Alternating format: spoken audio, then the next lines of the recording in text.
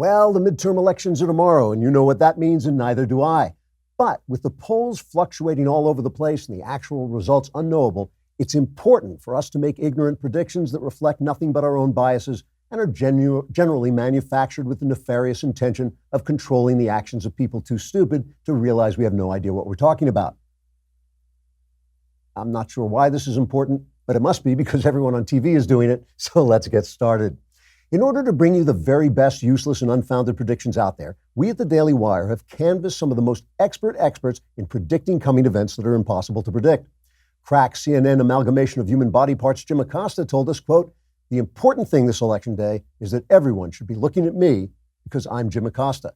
To that end, I will be shouting insulting and meaningless questions at public officials and then making outrageous accusations into camera with a very serious face. I predict everyone, everywhere, will be looking at me then because I'm Jim Acosta," unquote. Moving to NBC, once respected journalist Chuck Todd responded to our questions by running around in circles, screaming in a high-pitched voice while waving his hands wildly around in the air.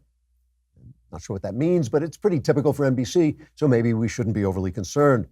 Finally, we contacted genius pollster Nate Silver, who says there is a 15% chance that he'll have to explain why his 85% chance was 79% accurate, even though it was 96% wrong, so I'll have at least a 67% chance of continuing to pick up a paycheck, even though he's 100% in the dark, just like everyone else. So there you have it. We hope these completely disposable predictions will cause you to do something stupid that will cost your candidate the election. Unless we agree with you, and then the reverse. Whatever. We're just filling time till you vote. Trigger warning, I'm Andrew Klavan, and this is The Andrew Klavan Show. I feel hunky-dunky, life is tickety-boo. Birds are winging, also singing hunky-dunky-doo. Ship-shape, tipsy-topsy, the world is zippity-zing. It's a wonderful day, hurrah, hooray! It makes me want to sing. Oh, hurrah, hooray! Oh, hooray, hurrah! All right, we are back from the Klavanless weekend. I hope you made it through. I hope you were listening to Another Kingdom, and don't miss the next chapter of Another Kingdom, performed by the lovely and talented Michael Knowles. Today, subscribers get exclusive access to episode 6. It's called He Bought Me. If you're not a subscriber, never fear. You can listen to the entire episode on Friday via YouTube and SoundCloud, but only subscribers get to watch the full show with all the visual bells and whistles, which are really beautiful. It's worth subscribing just to that. But if you head over to dailywire.com and subscribe, you can watch the full first and second seasons of Another Kingdom. Plus, what else? You can be on the mailbag. You can watch the whole show streamed to you live right off the site. And of course, if you subscribe for a lousy $100, you get the entire year, the Leftist Tears Tumbler. I hope we're going to need that upcoming. Meanwhile, you know what else is upcoming is Veterans Day. And on Veterans Day, what do you want to do? You want to drink coffee from Black Rifle Coffee. Because Black Rifle Coffee is the only company out there that gives a portion of their sales to veteran and first responder causes. This is Black Rifle Coffee's roast to order, guaranteeing you fresh, delicious coffee with every order. Black Rifle's Coffee Club makes things easy. Just pick your blend and the amount you want, and Black Rifle ships your coffee right to your door every month, hassle-free. This is a coffee company that was formed by veterans. They will actually rappel down through your roof and deliver the coffee there. I'm just making that part up, but these are real guys. They're great guys, and their coffee is absolutely excellent. It really is good. This Veterans Day, get your coffee from Black Rifle Coffee and contribute to a company that's actually making a difference in the veteran community. Visit blackriflecoffee.com/Klavan and receive 15% off your order. That's blackriflecoffee.com/Klavan for 15% off.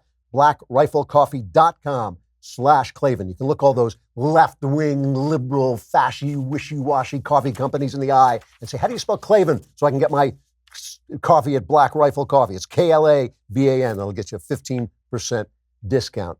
So, you know, the whole thing about this election, right, is now there's nothing to talk about except this election because the entire fate of the universe hangs in the balance and we don't know anything. We won't know anything until the vote comes in. So I'm just going to sit here for 45 minutes and stare into the camera. Like, no, I'm not going to do that. But that's the thing. Everybody's talking about what they think will happen. What do I think will happen? My gut, which is all it is. It's my gut is not too happy right this moment. I'm sort of suspecting we're going to lose the House, hopefully hold on to the Senate. But as I said before, that's just the map playing itself out, because a lot of these suburban districts are going to go for Democrat congressmen, but the red states will go for their Senate people. So it just means that the whole Trump, in terms of Trump and his personality and the resistance, it's all been kind of a wash. I mean, obviously, if the Democrats take the House, they'll parade around as if they've done something amazing, but that'll just be kind of typical. It is typical for the guy in power, for the party in power, to lose seats. But the thing is, we just don't know. We don't know what could really happen. The thing that could happen that would change everything is at the last minute, there are all the Republicans are polling under Donald Trump, which means probably that there are a lot of people who support Donald Trump but are looking at their local Republicans saying, I don't know.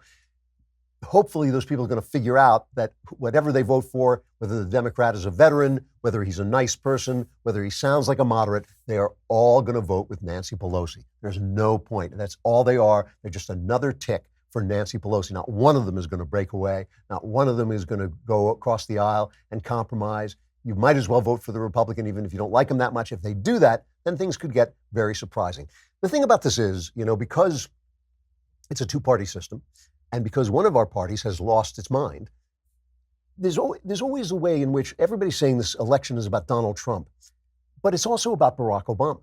And if you ever watch Don Lemon, just for the jokes, just if you want to see what happens when a guy who has had a brain surgery goes on TV, if you ever watch Don Lemon, one of the things you'll notice he does is he'll never allow people to talk about Barack Obama.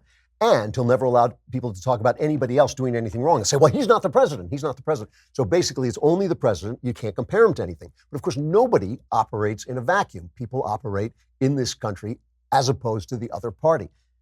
The story that we've been hearing these last 2 years, it's been an amazing story. These have been amazing political 2 years. In fact, so amazing that I don't think anybody can actually rise up yet into helicopter mode and get a picture of the full extent of what's happening. But this story is not just a tale of Donald Trump. It is a tale of Barack Obama and Donald Trump. It is a tale of what we went through for 8 years, what the media didn't report, how it reported Obama, and how they're reporting Donald Trump.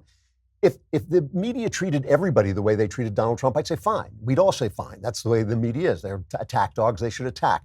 But they don't attack. They don't attack the left. They only attack the right. And when they get caught out and called out on Donald Trump, they start to get crazy. But these are two separate visions of what America is and how reality works. It's beyond just what America should be. It's how reality works. I want to go back to Obama's famous Berlin speech that he made when he was still Senator Barack Obama, before he was elected president. And I'm not going to play any of it because I just want to remember one line in it. Remember, he got up and he said, fellow citizens of the world, fellow citizens of the world. And he said, people of the world, look at Berlin, where a wall came down, a continent came together, and history proved that there is no challenge too great for a world that stands as one. That could kind of summarize the Obama vision that we had for 8 years, that the press told us was great, that everybody said was the right thing to do, that everybody said was, and it sounds good. A world that stands as one. Who wouldn't want a world that stands as one against evil? One little problem. Never happened. It did not happen. The Berlin Wall and the Soviet Union did not come down because the world stood as one. It came down because Ronald Reagan and Margaret Thatcher and Pope John Paul II and a small cadre of conservatives who were in the minority, as conservatives are always in the minority, stood against the world. The world will always want things to go on the way they're going on because it's safe. They just think this is the way it is. Ronald Reagan famously said, we are going to win the Cold War. And George Shultz, who was supposed to be the great foreign policy expert, ultimately Secretary of State, so what do you mean? What do you mean? And Ronald Reagan said, I mean, we win, they lose. That was not the world coming together. Ever since the 60s, there was a time when America stood together against Soviet communism. But after Kennedy died and after the 60s happened and the left radicalized, they were not standing against the Soviet Union. There were many people who were saying, this is the future. I've seen the future and it works. Ronald Reagan really was standing alone. When he said evil empire, if you can imagine what they would do today, that's what they did then. When Ronald Reagan called the Soviet Union an evil empire, the press went nuts. Oh my God, he's a warmonger. He's going to blow us all up. He's going to kill us all.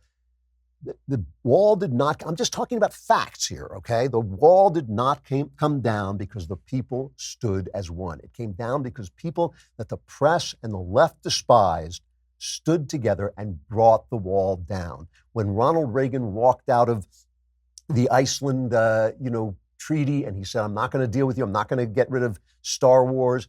The press went nuts. Oh, the warmongering. Oh, he's going to kill us all. Even today, they credit Gorbachev, who did everything he could to keep the Soviet Union alive. They credit him with bringing down the Soviet Union. It just didn't happen. I was there. It did not happen that way. Ronald Reagan, just as Rudolph Giuliani was under attack every day when he cleaned up New York and made it one of the great cities in the world, Ronald Reagan was under attack every day when he brought down the wall. So Obama's vision was false. It was a lie. It was a kind of rosy, vague idea of the way things work. And because of that, we saw in our foreign policy, things went bad. We saw the caliphate of ISIS go nuts, right? We saw how they took over so much space in the world. By mid-2014, I'm reading this, ISIS controlled a taxable population of some 7 or 8 million people. That was the caliphate. That's the size of New York, 7 or 8 million people. And that meant when young men were called to join the ISIS caliphate, they saw victory. They saw something there. Young men want to be with the winners. They want to fight on the side that's going to come up on top that represents their values. They had oil fields and refineries, vast grain stores, lucrative smuggling routes, vast stockpiles of arms and ammunition. That disappeared under Donald Trump because he had a different attitude. Now, let's go back to Trump in Poland. Remember, he made that wonderful, I thought it was a terrific speech in Poland in 2017. Here's his quote, okay? Not the world stood together as one and the wall magically melted because like the Care Bears. Remember the Care Bears? They would just care and the caring would radiate out of their center. That brought down the Berlin Wall. Well, no. So here's Trump in Poland. The fundamental question of our time is whether the West has the will to survive. Do we have the confidence in our values to defend them at any cost? Do we have enough respect for our citizens to protect our borders? Do we have the desire and the courage to preserve our civilization in the face of those who would subvert and destroy it? Okay? That's not so nice sounding. That doesn't sound like the Care Bears. That sounds mean. It sounds tough. The thing is, we're a pluralist society. That means we disagree, hopefully, in a civilized way. That means we don't chase our politicians out of restaurants because we don't like what they stand for. It means we don't show up on college campuses and shout down speakers because we don't agree with them. It means we're pluralists. We have different ideas, and we get together and talk about those ideas, and we compromise, and we try to be civil to each other, even though we may not even like each other. That's what a pluralist society is.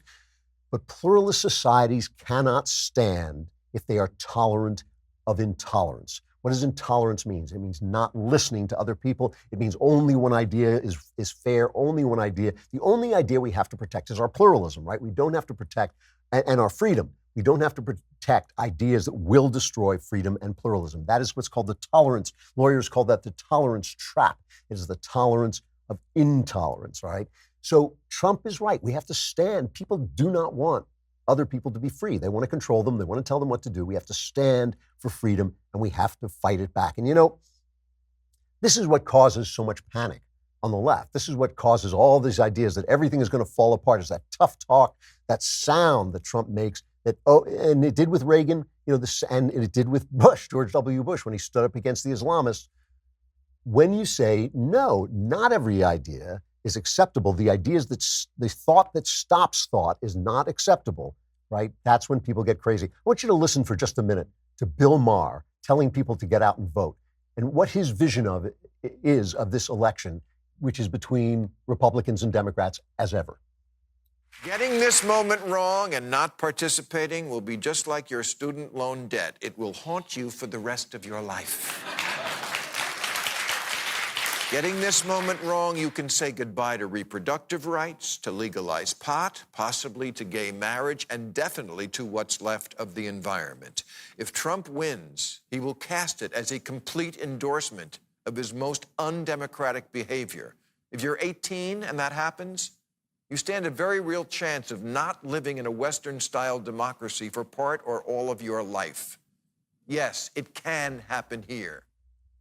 I love that they call Trump a scaremonger. I love when they say, oh my gosh, he's talking about this, the caravan, the invasion coming up out of the Honduras and through Mexico, and he's scaring people.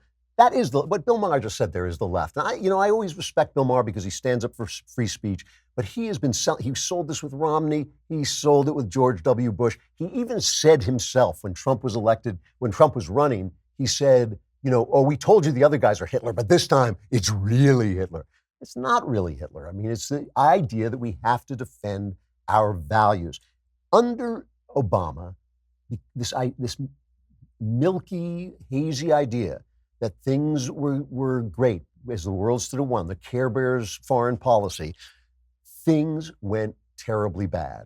And one of the things that happened, and one of the things that I think Trump has seen, was the Iran-Russia axis grew up. Russia, remember, took back the Ukraine. Iran went on developing nuclear weapons while Obama dealt with them and tried to arrange this nuclear deal, which didn't do anything. And China rose up as an economic power with the stated intention of replacing us as the economic center of the world, which would be fine if we were Macy's and they were Gimbel's. There's an old reference for you. But I mean, if we were one store and they were another store and they said, we're going to beat out America, but that's not true. They are an oppressive single-party state that spies on its people, that has an elaborate method of spying on everybody, and we are still a free country. And so it makes a difference which one of us wins. And Trump has changed that. Trump has changed. There's a story coming out. It came out November 2nd. Nobody covered it. Let's see if we can figure out why nobody really covered it. An absolute disaster took place for the CIA from between 2009 to 2013, okay? The U.S. intelligence community experienced crippling intelligence failures related to the secret internet-based communication system, a key means for remote messaging between CIA officers and their sources on the ground worldwide. This previously unreported global problem originated in Iran. So this was going on. Obama knew it was going on. Obama was president, and he was still dealing with Iran. And in China, it happened in China too. More than 24, they're saying somewhere around 30 of our spies, of our intelligence officers, were murdered, executed by China and Iran, especially in China, as a result of this failure. Every corner of the national security bureaucracy, from multiple intelligence agencies, congressional intelligence committees, and independence contractors to internal government watchdogs, was compromised, forcing a slow-moving, complex government machine to grapple with the deadly dangers of emerging technologies. Reading that from the Times, I believe it is. And of course, by the way, who was the Homeland Security advisor during the whole time until he was later the CIA chief? It was John Brennan. This was happening under John Brennan. Have you noticed John Brennan's kind of shut up ever since they took his security clearance away? That actually worked. It was funny.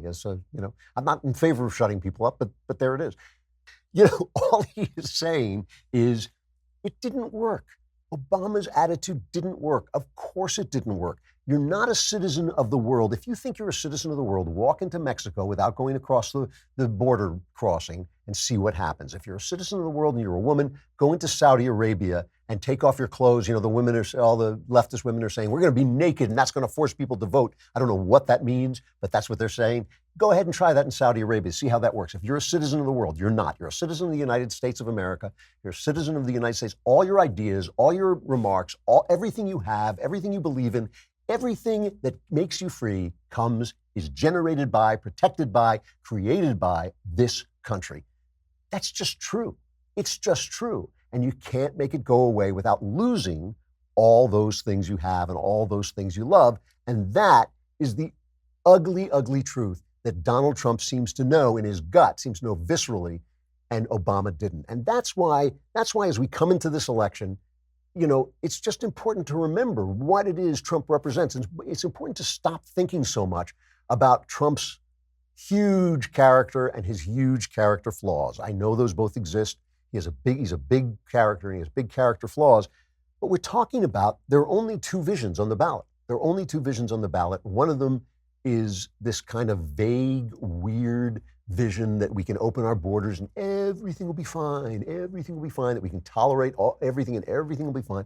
And the other is an idea that the American system of pluralism, of freedom, of individual liberty has to be defended. And you know, we see this inside our own country on the left. And this is something that really bothers me. I never thought I would see this again, the level of censorship and shutting down of free speech. You know, we have been living in a golden time of free speech.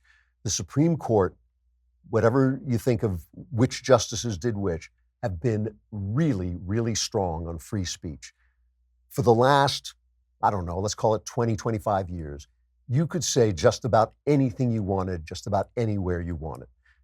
You know, some of it was unfortunate, the cursing and the, grotesqueness. And I was watching a comedian on Facebook, I can't even remember his name, but on Netflix, I mean, I was watching a comedian just in the middle of it. I thought, this is grotesque. This is not funny. And it's just like grotesquely and anatomical, but he's free to do it in ways that he wasn't before.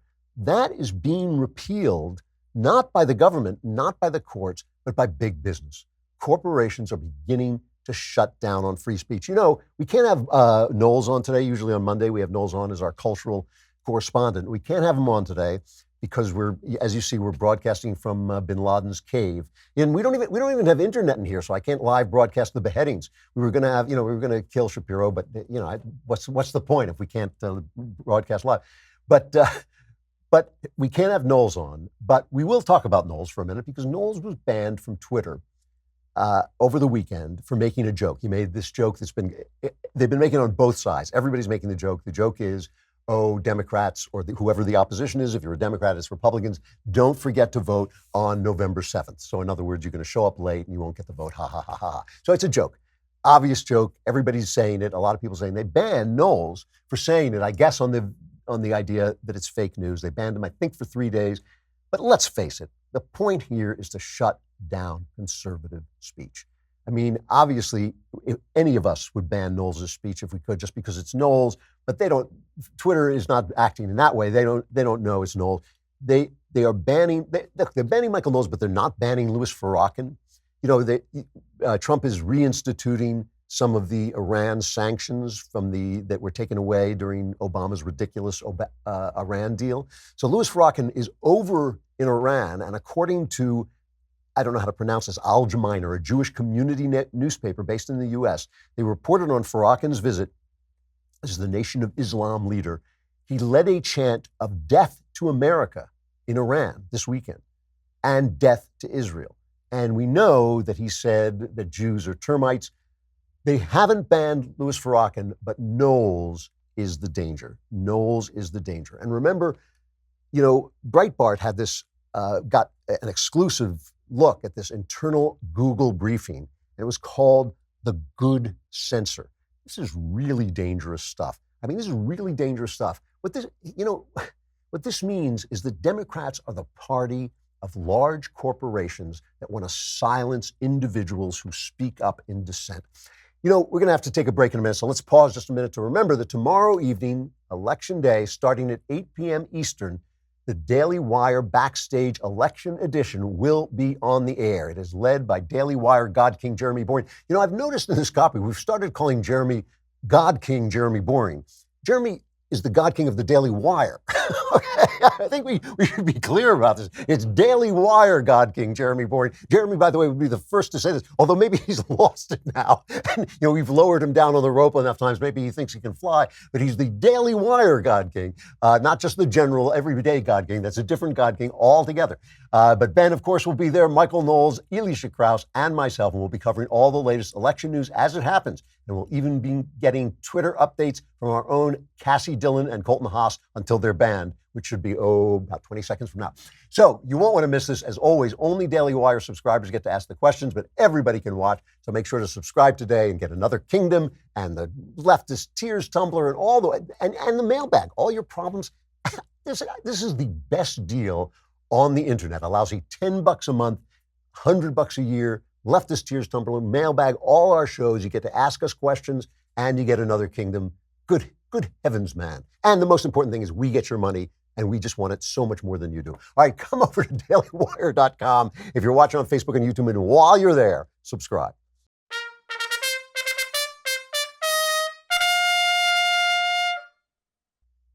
right. So this is a slightly old story, but I just want to bring it up in light of Knowles, our own Michael Knowles, getting banned from Twitter for making a joke. The Breitbart got this Google briefing called the Good Censor, in which it acknowledged that major tech platforms were initially promised free speech to consumers.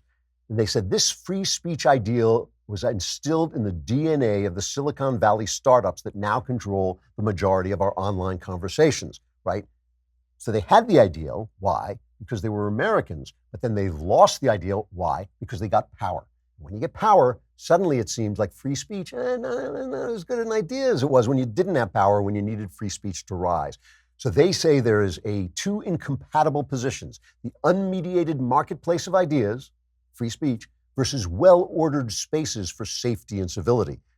Well, well-ordered spaces for safety and civility are not the American way. America is a loud, raucous, revolutionary country where we shout at each other and we yell at each other and then we make decisions. That is America. That is free speech. But now suddenly they are saying in Google, in this amazing memo, it's just an amazing thing. They said that's the product of the American tradition, which prioritizes free speech for democracy, not civility. But there's the European tradition, which favors dignity over liberty and civility over freedom. Of course, you can have more dignity and more civility with less freedom. Of course you can. But who decides?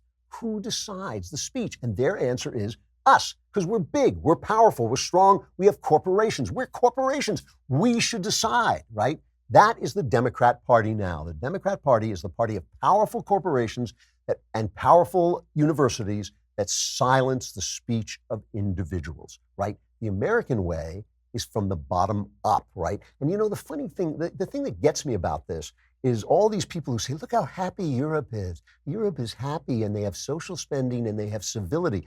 What the hell are they talking about? Europe is a moribund continent, a moribund culture that is living in our pocket. They can't defend themselves. We defend them. Their health care, as I talked about last week, we pay for their health care. We pay for their medications. They still don't have as many medications because they don't have a free system. They have this system, this horrible, unwieldy system that we basically pay for by paying for our medications at 180%. 180% of what they pay for their medications, so we can have R&D, so we can have research and development. Everything they are exists because we keep them alive. And even with that, they're going under. They are going under. They're falling apart.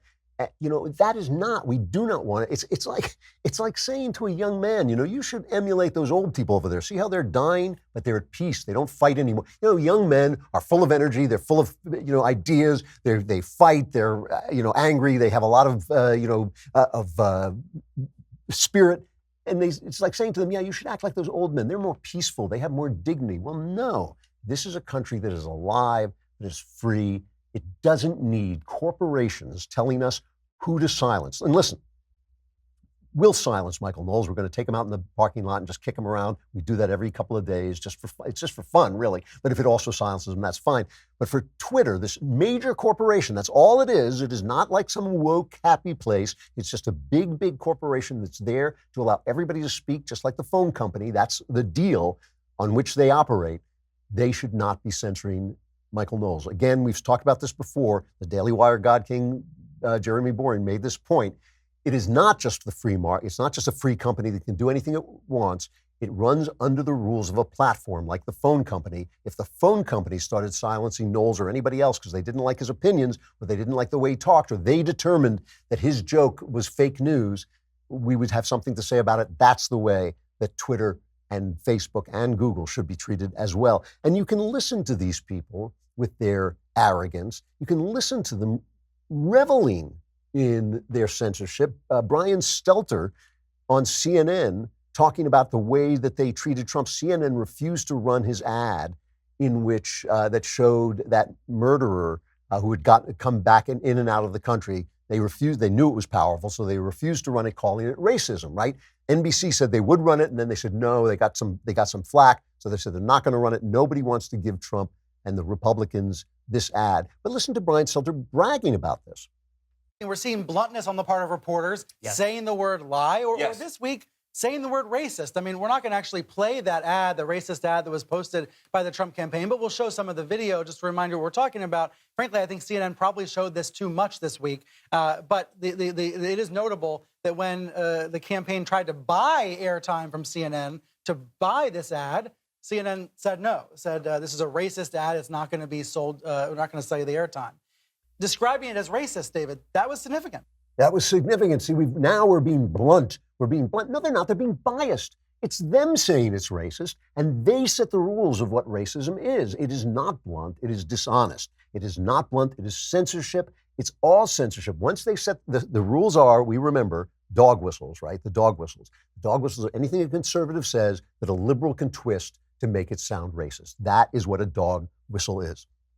And so Brian Stelter is bragging, as they always brag, oh, the civility, we brought civility. No, they haven't. They're just major corporations, big money corporations, silencing individual dissent. Big corporations always love big government. They always complain because of the regulations. The red tape. But who can deal with the red tape, right? Who has the armies of lawyers? Who can afford the armies of lawyers to deal with the red tape? Big corporations. Who can't afford it? Small businesses. That's why small businesses have started voting Republican. That's why small businessmen say, yeah, I like this kind of Donald Trump because he's cutting the regulations away so I can compete. Every time a new social media company comes out, Twitter or Google or Facebook, they take it over, they destroy it. Of course they do. That's the way big corporations work. They crush the little guy. It is only when freedom reigns, it's only when everybody can say what they want to say and do what they want to do, that the little guy can rise. And that's true of individuals. It's true of companies as well. All you're seeing, this strutting around, oh, we're against racism. All you're seeing is moneyed interests protecting themselves. That's all it is. That's all it is. Silence and lies. And this is the other thing. They protect the lie. You know, this Brett Kavanaugh, people are saying now that maybe this Brett Kavanaugh thing, which was a boon, I think, for Republicans and closed the gap between Republicans and Democrats. They're saying it may have happened too early. It may have peaked too soon. That's why a lot of people were saying, oh, this bomber who sent bombs around to all the Democrats, maybe this was a false flag operation, an October surprise engineered by the Democrats. Well, if it was, there's certainly no evidence of it. I have no evidence of it. But it certainly did work in this way to kind of mute the horror people felt about the way Brett Kavanaugh was treated, right? And now, I don't know if you heard about this, but the Republicans, Chairman Chuck Grassley has referred yet another woman, this is the second woman, to the Justice Department for lying about Brett Kavanaugh. This is a woman named Judy Monroe Layton, and he has referred her case. Remember, there was the other one that he referred, I guess it was Julie Swetnick, right? That was the Michael Avenatti one with the people lining up and the spiked punch, and it all turned out to be ridiculous. He referred that to the Justice Department. This is a woman who said that Kavanaugh had sexually assaulted and raped her in his car. And in a letter to the FBI and Attorney General Jeff Sessions, Grassley says that under questioning from Judiciary staff, Miss Monroe Layton conceded she made the false accusations because she just wanted to get attention and she was angry and sent it out. So this comes after this.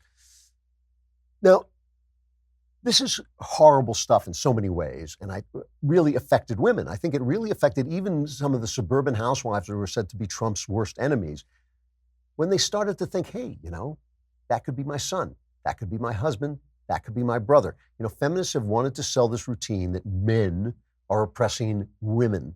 But in fact, men and women have been getting along together since time began, or there wouldn't be any men and women. That's the proof that we know that men and women get along at some level, because there are men and women. There would not be any men and women, and men and women weren't getting along. And we love each other. Most of us love each other. Most of us, the central relationship in our life is a relationship with someone of the opposite sex who matters a tremendous amount to us. And we look at them and we think they're crazy. I'm sure my wife thinks some of the stuff I say is hard-boiled and too mean and all this stuff. And I look at her and think, oh, she's too emotional. But we love each other. And that is how we expand our minds. And we become this yin-yang system where we see the world in 3 dimensions. That's the real world.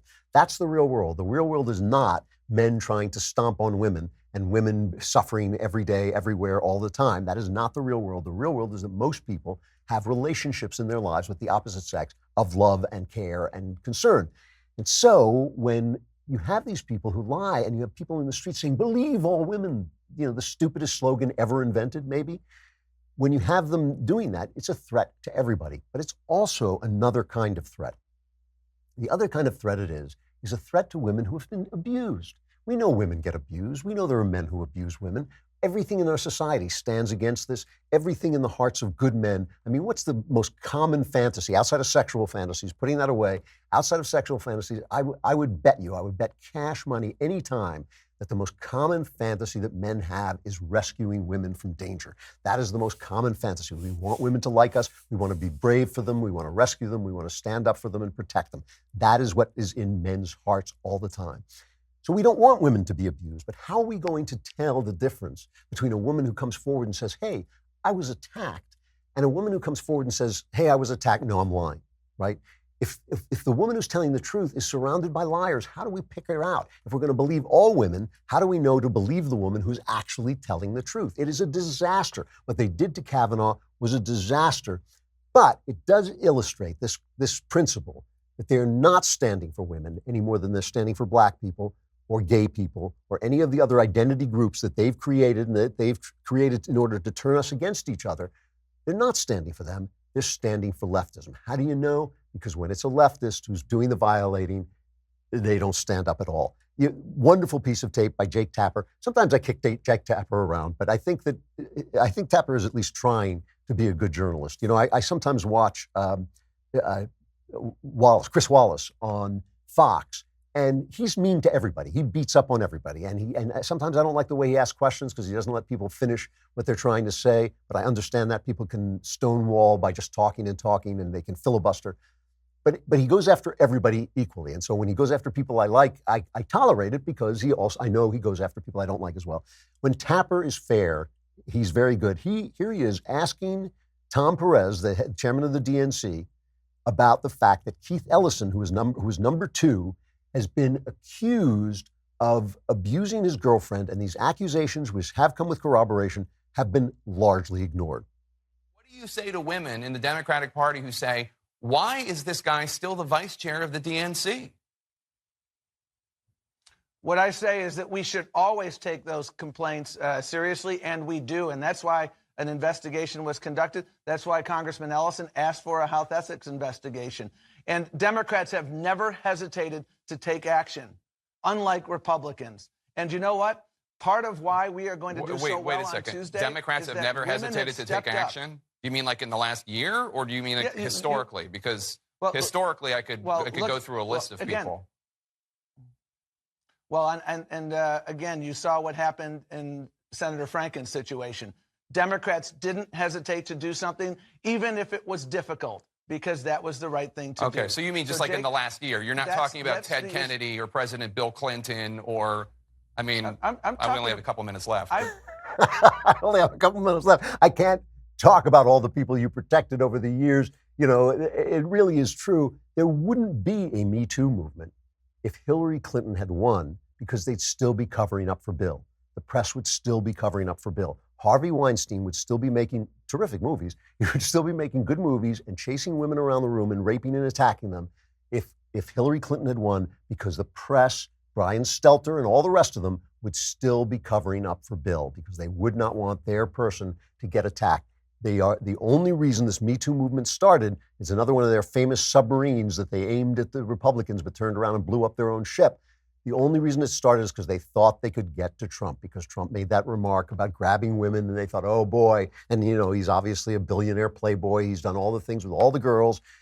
They thought, oh boy, we can get him now, and it blew up in their face. But that's how you know that they are not defending. They're not defending civility. They're defending leftism. They're not defending gays. Leftism. They're not defending women. Leftism. They're not defending blacks. It's all about the leftism, and leftism is all about getting power to build the world as you think it should be instead of as the people think it should be, and silencing those individual voices that America was built to protect. It is hard for me to say this, that America was built to protect the individual voice, even of a Michael Knowles, but even of a Michael Knowles, it was built to protect his voice. And that means you got to let a lot of people speak you don't like, that I don't like, that everybody doesn't like. The people who are really bad people have to be allowed to speak, because who decides? Who decides? It's always, Is it going to be the individual guy on the street who gets to decide? No, it's always going to be, if somebody is silenced, he's always going to be silenced by the powerful.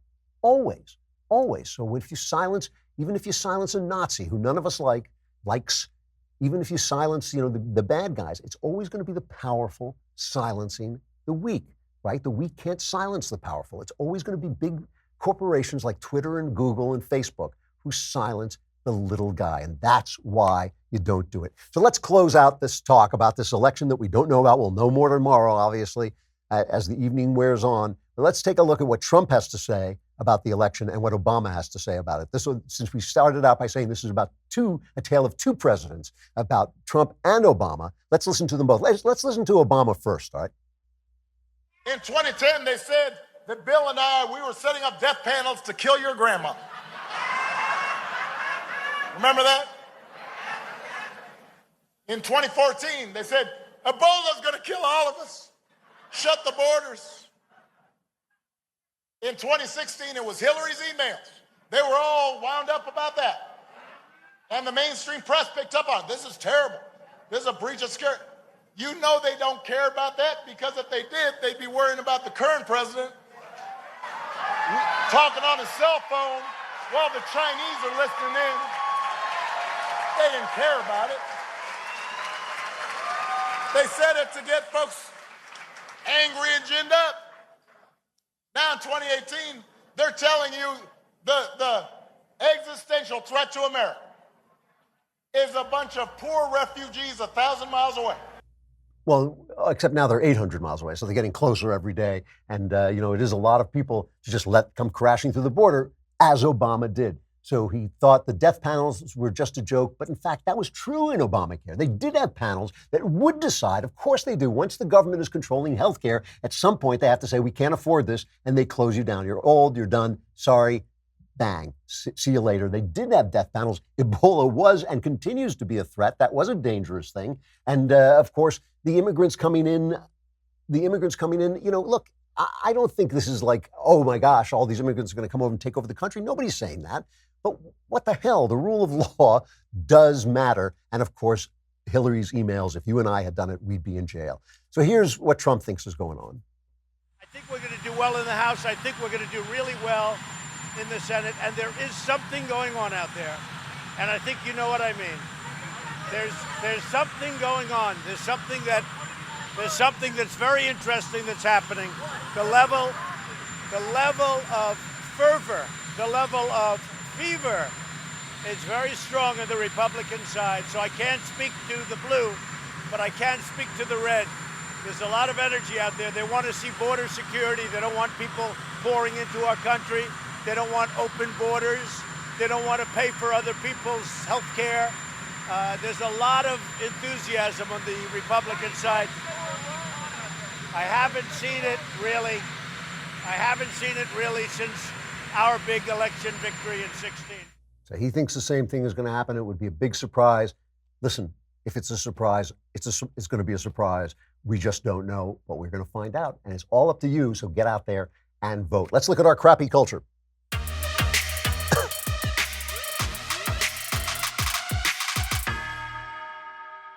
You probably saw this, but it's worth looking at. Saturday Night Live, this guy, Pete Davidson, he's been in the news because he broke up with that singer. What's her name? Ariana. Shout it out. Ariana Grande. Yeah, thank you. Ariana Grande. That's so I remember the kids loved her. I remember when I was working on a hotline with young kids they just loved Ariana Grande, but apparently she didn't love Pete Davidson. They were engaged and she broke it off. He was on the news segment, their headline news segment. I don't watch the show anymore because I think it is absolutely unfunny. I mean, I just think it's one unfunny skit after another. But he was doing this kind of childish thing where he was, it could have been funny. He was making fun of the way Republicans look. He was just characterizing their looks. He had one Democrat in there, Andrew Cuomo, but mostly it was attacking, which he said, I put in there so you think I'm fair. But mostly, as everything on Saturday Night Live, he was attacking Democrats, and he hit Dan Crenshaw, who lost an eye to an IED blast, and this was his take on him. This guy's kind of cool. Dan Crenshaw. Oh, come on, man. Yo, hold on. You may be surprised to hear he's a congressional candidate from Texas and not a hitman in a porno movie.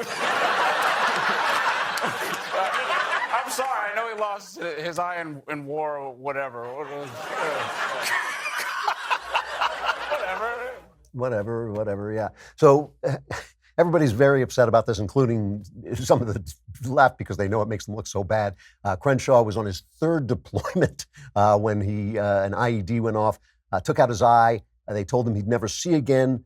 He not only could he see again after he was in a medically induced coma. His right eye was destroyed. His left eye was still present, but badly damaged. He somehow got the sight in his left eye, went back. He was deployed yet again several times. Now, I want to mention also that Pete Davidson's father was a firefighter who died running up into one of the World Trade Center buildings on 9/11, and that apparently traumatized Davidson. And you know, like I don't want to spend my time being outraged by comedians. It's fine. The point to me about this was what Dan Crenshaw said. That was the most important thing to come out of this. Look, Pete Davidson has to live with himself. By the way, I do want to mention one thing. They used to have a rule on Saturday Night Live that you weren't allowed to laugh at your own jokes. That was the old. Milton Berle, one of the first comedians in TV, when TV was just invented.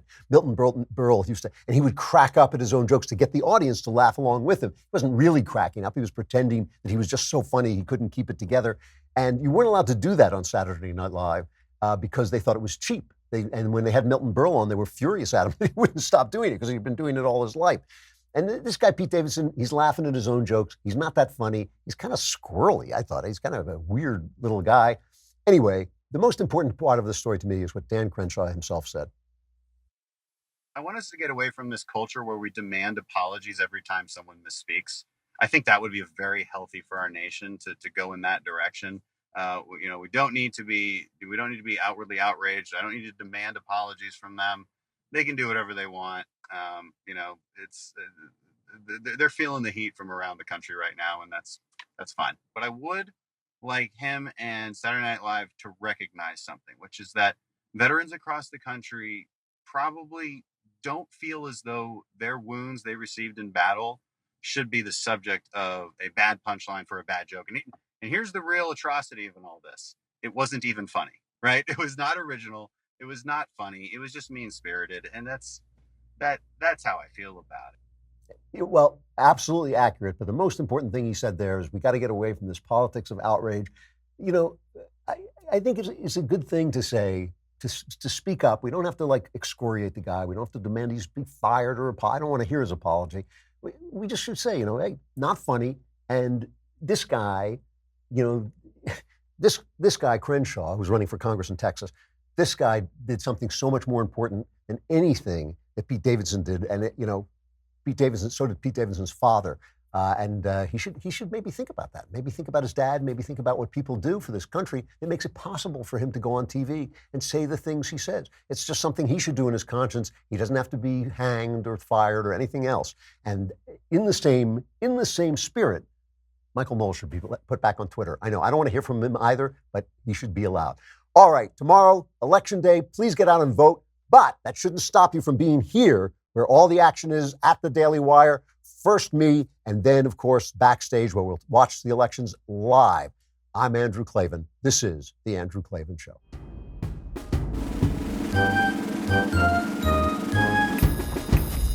Oh, hooray, hurrah.